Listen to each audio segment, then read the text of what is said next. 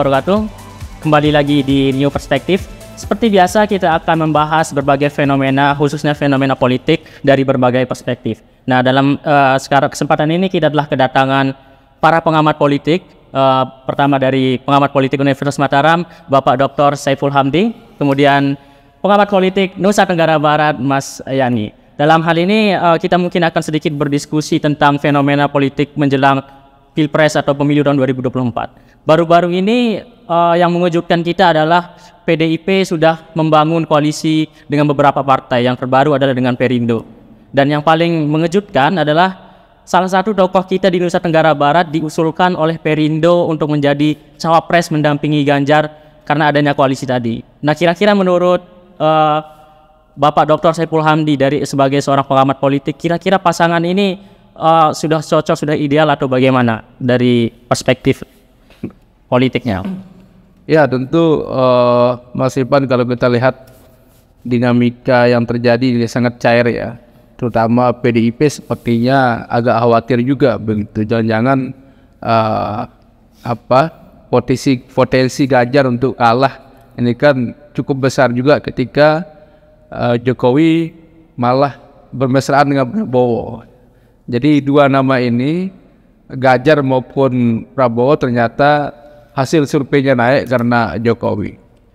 Nah, ini yang kemudian kalau kita lihat sempat hubungan memanas antara Ketua Umum PDIP dengan Jokowi begitu. Tapi yang menarik kemudian kan PDIP ini dianggap partai besar yang seolah ada keangkuhan begitu. Ya, tidak butuh partai lain. Tidak butuh partai lain begitu. Jadi mereka juga di menit-menit terakhir yang kemudian mengumumkan calon mereka, ya, mendeklarasikan Ganjar begitu. Nah, lalu apa yang terjadi kalau kita lihat bahwa mereka mulai terbuka dengan koalisi partai-partai lain, kena kekhawatiran itu. Muncul P3, kemudian ini juga mungkinnya partai-partai ini menyodorkan nama-nama. Ya, P3 kemudian menyodorkan siapa? Sandiaga Uno. Kemudian setelah P3 itu ada PAN kemarin menyodorkan Erick Thohir. Nah, lalu yang ketiga ini ada Perindo. Ya, Perindo menyodorkan TGB. Saya kira kita sangat bersyukur sebagai warga Lombok, warga Sasak ya. Apakah kemudian wasiat Maulana yang mengatakan pada suatu saat NB mengatur, ya, ini kan dalam konteks NB sudah ya, dan masih terjadi sampai sekarang bahwa NB masih mengatur di pemerintah. Nah, kedepannya ya, jangan-jangan memang wasiat ini akan terbukti lagi, beliau akan entah kapan nanti menjadi presiden ataupun calon wakil presiden. Tetapi dengan masuknya TGB sebagai nominator, saya kira ini menjadi apa ya? Ya sebenarnya untuk Perindo sendiri jualan TGB cukup signifikan ya untuk mengangkat suara menurut saya. Ya, tidak hanya bagi Perindo tetapi bagi capres itu sendiri bisa membackup, apalagi beliau kan dianggap tokoh religius lah, ya, merepresentasikan tokoh religius. Kemudian juga beliau dari luar Pulau Jawa. Saya kira ini kita butuh politik yang berkeadilan. Kalau semuanya dari Jawa, ya ini yang kemudian kita khawatir bahwa pembangunan di luar Jawa ini justru tidak kebagian. Oke, kalau dari Mas Yani sendiri selaku pengamat politik di NTB, melihat fenomena ini seperti apa? Ya, kalau kita saksikan dinamika politik yang ada hari ini kan sepertinya tiga cawapres ini saling menunggu untuk mengumumkan siapa cawapresnya. Sampai sejauh ini kan baik Prabowo, terus Anies Baswedan maupun Ganjar, sampai saat ini juga kan mereka belum ada juga mengumumkan secara resmi siapa pasangan cawapresnya. Saya kira memang masing-masing pihak ini untuk saling menunggu, sehingga dengan sudah ada mungkin jika nanti salah satu yang mengumumkan siapa cawapresnya, pasti mereka juga akan, yang lainnya juga akan mengumumkan cawapresnya, karena dengan melihat komposisi siapa cawapres ini tentu masing-masing cawapres ini akan bisa mengukur seperti apa kekuatan masing-masing lawannya ini. Nah, saya kira juga yang perlu kita cermati saat ini juga kan terkait dengan wacana TGB menjadi cawapresnya Ganjar. Saya lihat memang duet Ganjar TGB ini adalah duet yang sangat ideal gitu.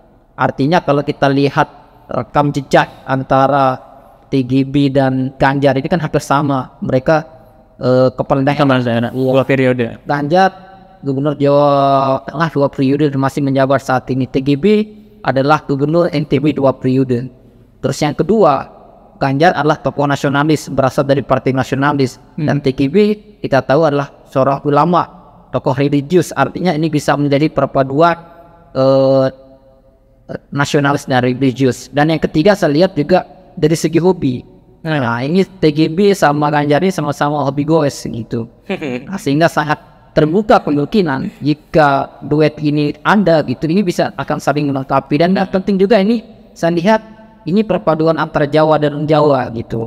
Ya, di sisi yang lain juga saya melihat memang dengan TGB menjadi potensi TGB menjadi cawapres ini tentu ini akan bisa menutup kelemahan dari Ganjar sendiri, karena memang selama ini kita tahu sendiri bahwa Ganjar relatif agak lemah dari sisi pemilih dari kelompok Islam gitu, ada pemilih Islam, dan itu akan bisa tertutupi jika TGB menjadi cawapresnya. Artinya kelemahan Ganjar itu akan bisa ditutup oleh TGB, dan TGB sangat mungkin akan bisa menarik kelompok-kelompok pemilih Islam gitu untuk mendukung duet ini gitu. Iya. Oke, saya kembali ke Dr.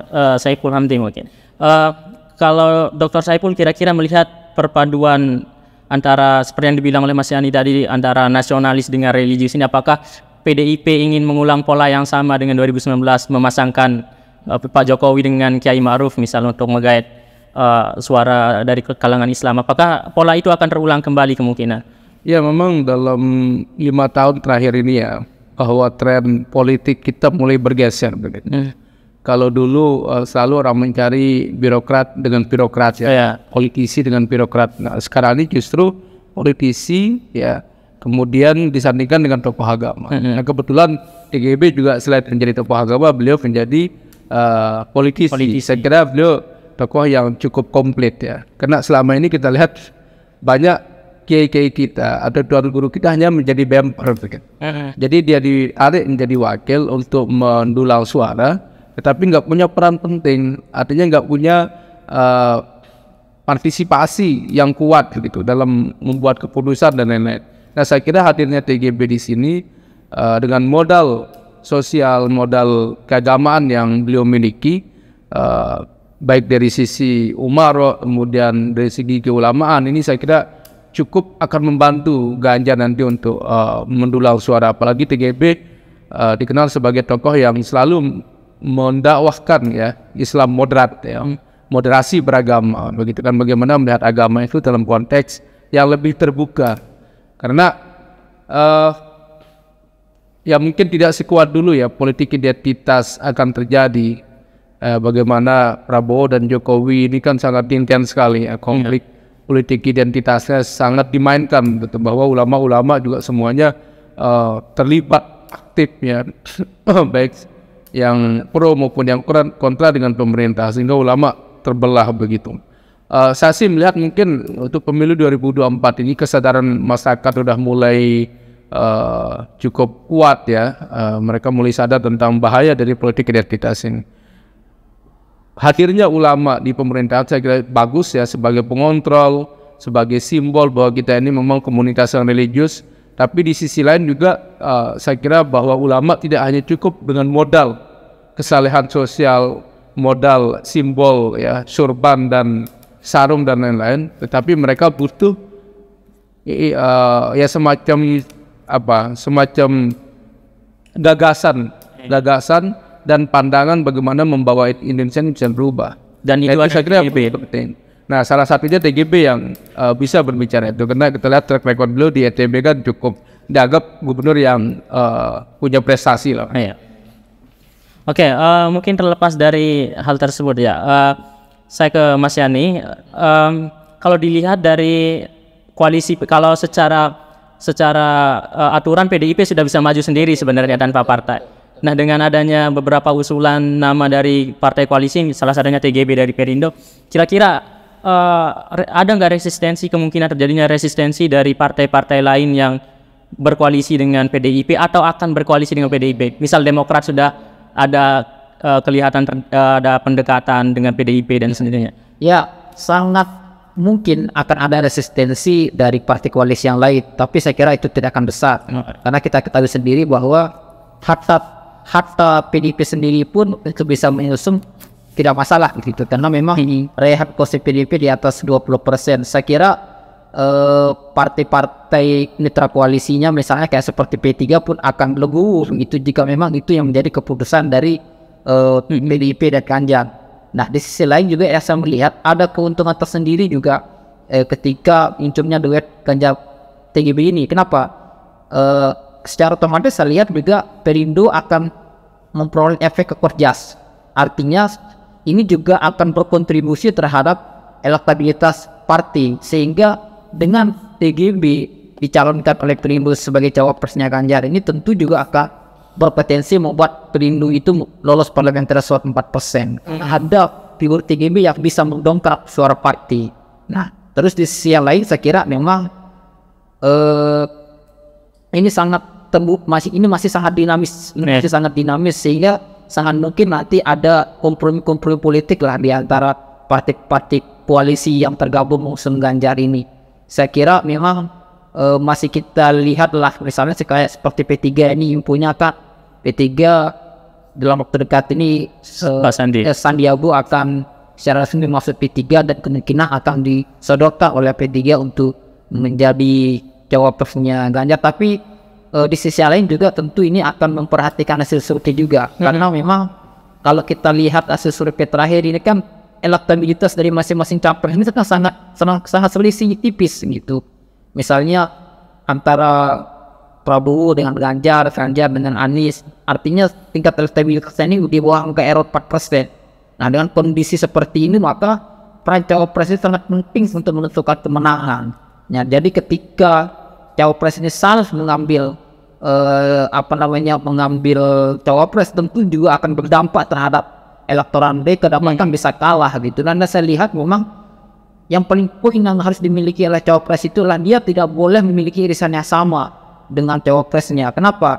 Karena kalau memiliki irisan yang sama artinya tidak akan ada penambahan suara gitu, karena suaranya sama. Tetapi ketika dia ngambil cawapres yang punya irisan yang berbeda, maka tentu ini akan berdampak terhadap adanya penambahan suara. Dan saya lihat Ganjar dan TGB ini punya irisan yang berbeda gitu. Artinya cek suara masing-masing kedua tokoh ini berbeda, sehingga potensi Ganjar dan TGB untuk bisa menangkan pres itu makin terbuka lebar dengan adanya suara gabungan suara dari kedua tokoh ini begitu. Ya.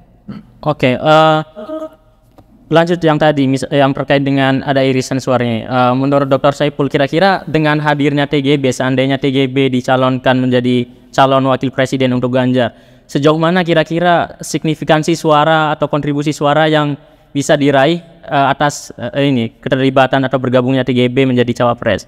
Ya, catatan saya begini, bahwa banyak orang mengunderestimate ya tokoh-tokoh kita dari NTB ini. Kita bisa bermain di pusat gitu, karena jumlah penduduk kita hanya kecil ya dibanding daerah di Pulau Jawa. Nah, ini saya kira untuk konteks politik sekarang di Indonesia ini mungkin perlu kita koreksi dengan adanya media, kemudian safari politik yang dilakukan oleh tokoh-tokoh kita itu tidak menutup kemungkinan bahwa orang akan suka sama beliau begitu. Karena selama ini selalu orang berpikir dia orang sak-sak, berapa jumlah pemilihnya. Iya. Ini saya kira keliru. Ketika misalkan beliau sudah menunjukkan bagaimana eksistensi beliau di dunia dakwah, aktif melakukan safari politik ya, safari dakwah begitu. Ini justru menunjukkan bagaimana antusiasme masyarakat untuk mendukung beliau. Saya yakin bahwa tidak hanya orang Sasak yang akan mendukung beliau, kemungkinan besar juga dari kelompok-kelompok lain, kelompok-kelompok etnis yang lain. Ini menurut saya bahwa jangan kita abaikan kekuatan media, kekuatan safari politik yang sudah dibangun oleh beliau, jejaring yang sudah ada, dan banyak sekali relawan-relawan yang memang dengan sukarela membantu beliau. Ini kan menunjukkan bahwa ada geliat dari aktivis supaya mereka ingin ada tokoh baru yang memimpin Indonesia. Dan ya, menjadi presiden ini selalu saya katakan, menjadi presiden, menjadi gubernur, menjadi bupati itu enggak ada yang sulit. Kalau yang sulit itu kalau kita mencalonkan diri ya, bagaimana proses menjadi. Bayangkan presiden dana sudah ada. Iya. Jadi gubernur juga uang sudah ada, tinggal bagi-bagi kemana-mana bangun pembangunan ya. Tidak korup aja udah luar biasa. Iya. Bayangkan hanya bangun jalan dianggap sebuah prestasi padahal kewajibannya. Sudah dianggarkan oleh APBD ya. Ya, sudah aja bisa jadi presiden maupun jadi gubernur kan begitulah kira-kira kesimpulannya ya. Tinggal bagaimana niat baik mereka untuk membangun Indonesia ya, dalam perspektif Pak Jokowi sekarang kan Indonesian centris ya, bisa membangun Indonesia dari luar-luar pulau-pulau kecil. Mungkin ya apa namanya lanjut juga, tapi agak di sisi yang berbeda mungkin.